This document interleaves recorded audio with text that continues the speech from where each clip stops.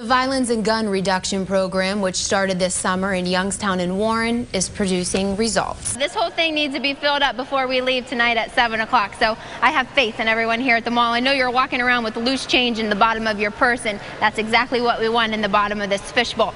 I have my wonderful friend Brenda Ryder here with me today, and you have quite the donation to give from the Rock Children's Choir, right? Really reading up too on all the different safety features of the cruise. I'm sure it's a car that a lot of parents would say, hey, I want to see my kid in that car. One of the teens accused of hitting 15-year-old Verderell Lowry with a baseball bat was in court this morning. Prosecutors are trying to determine if 17-year-old John T. Daniel should be tried as an adult. Youngstown Police Chief Jimmy Hughes got an earful this morning from city council members. One of the key selling points too is the gas mileage this car gets. Right. So it's been a couple of years since the Youngstown Fire Department decided to get involved once again with the MDA. So why was this something that you want to jump back into? Stan, thank you for the weather. You did awesome this year. You got a lot of folks complimenting you on that. Now it's time for happy hour here on South Avenue in Boardman. But what makes them think they'll survive in this economy? Let's go check it out. Normally, it would be flooded with kids here at the Daybreak Shelter, but we can't show you their faces simply to protect their identities. Ooh, I love that sound. Hear that sound?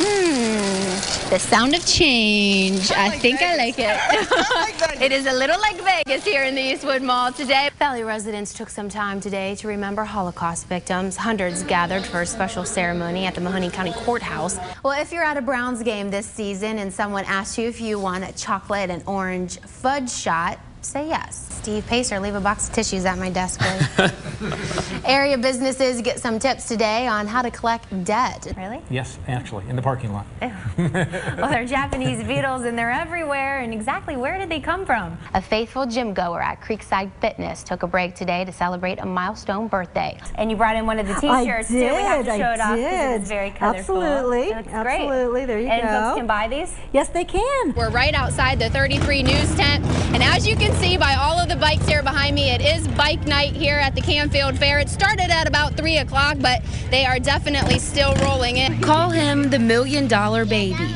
or Walking Miracle, or Wesley. This little 3.5-year-old will have quite the story when he's old enough to tell it. You could just see this bubble. You know, you could actually see it just looked like a bubble on where his belly was. And I'm like, what is that? You know?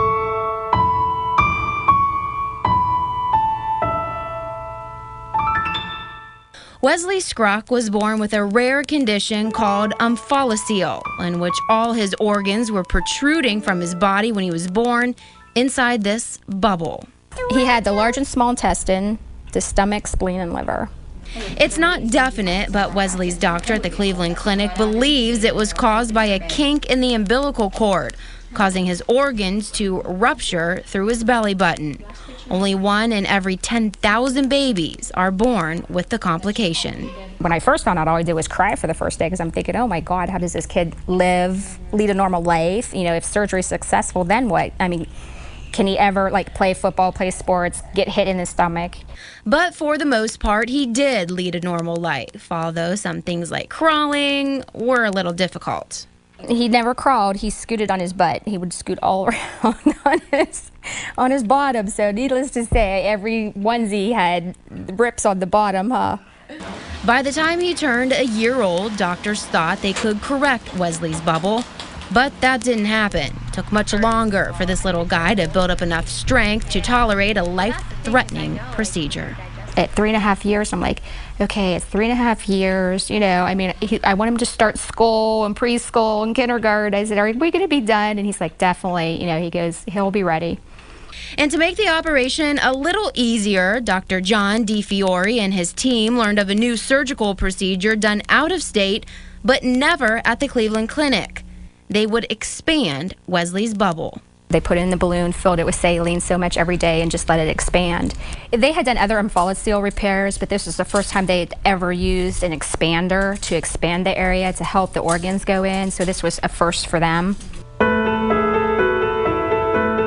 And it worked. Today, less than 2 months after that life-threatening surgery, Wesley's bubble has deflated. As he pulls up his shirt, he shows us his organs are securely in place, and he's doing great. In fact, it was hard for me and his 6-year-old brother Wyatt to keep up with him at his McDonald home.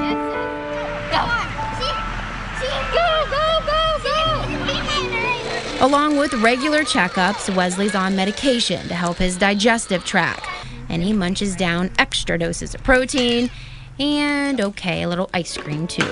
Once his incision completely heals, that he can do whatever he wants to do, sports, whatever. He goes, it'll be just like, nothing ever happened to him. And by this time next year, little Wesley Scruck will be starting preschool.